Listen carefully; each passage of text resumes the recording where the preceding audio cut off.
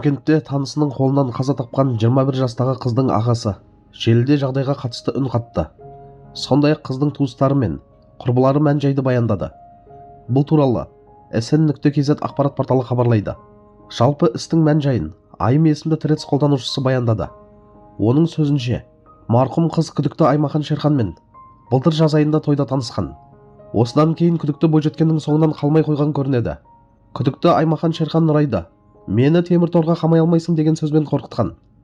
Марқұм Нұрай күзгі семестр басталғалы бұрынғыдай күліп жайнап жүрмейтін болды. Оған Аймахан Шерхан себеп. Олар жаз мезгілінде тойда танысып, бастапқыда артынан қалмай көңіл білдіріп жүрген.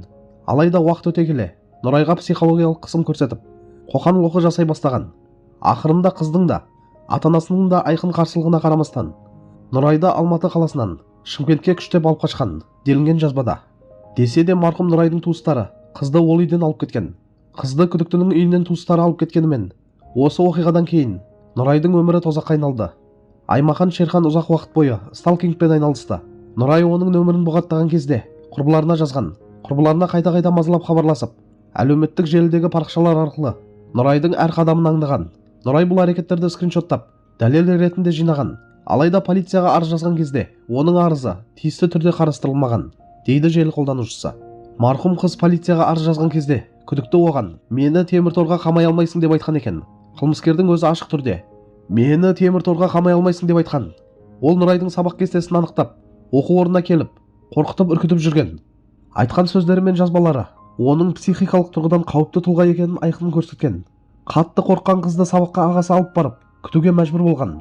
Өкінішке қарай барлық ескерту белгілеріне, дәлелдерге, арыздарға қарамастан, бұл іс құзырлы органдар тарапынан уақытында тоқтатылмады. Нәтижесінде бұл оқиға қасіретті аяқталып, Нұрай Аймахан Шерханның қолынан қаза тапты, дейді Айым есімді қыз. Сондай-ақ ол құзырлы орган өкілдерінен істі әділ тергеп, дұрыс шешім шығаруды сұрады.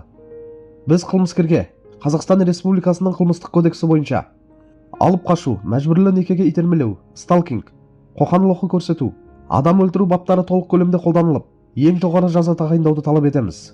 Сонымен қатар, Нұрайдың арызын қабылдамаған, тиісті шара қолданбаған полиция қызметкерлерінің әрекетіне құқықтық баға беріліп, олар да жауапкершілікке тартылсын. Бұл бір адамның емес, бүкіл қоғамның қайғысы. Бұл еленбеген арыздың, қорғалмаған қыздың, жұмысын атқармаған жүйенің салдары. Нұрайдың қаны әділдік сұрап тұр, деп жазды ол. Сондай-ақ марқұм Нұрайдың құрбысы да жағдайға үн қатты.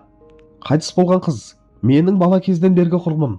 Серікбай Нұрай, ол 2004 жылы туған, небәрі 21 жаста еді. Өмірі енді ғана басталған, арманы, жоспарлары бар. Болашағы алда тұрған жас қыз кісі қолынан қаза тапты. Мәліметке сәйкес, оның денесіне 8 жерден пышақ сұғылған. Мұны қалайша оқыс жағдай немесе жай жанжал деп атауға болады. Бұл айуандық, қатыгездік. Кей адамдардың Нұрайды кінәлап, өзі себеп болды, өзі сондай болған деп айтуы ауыр тиді.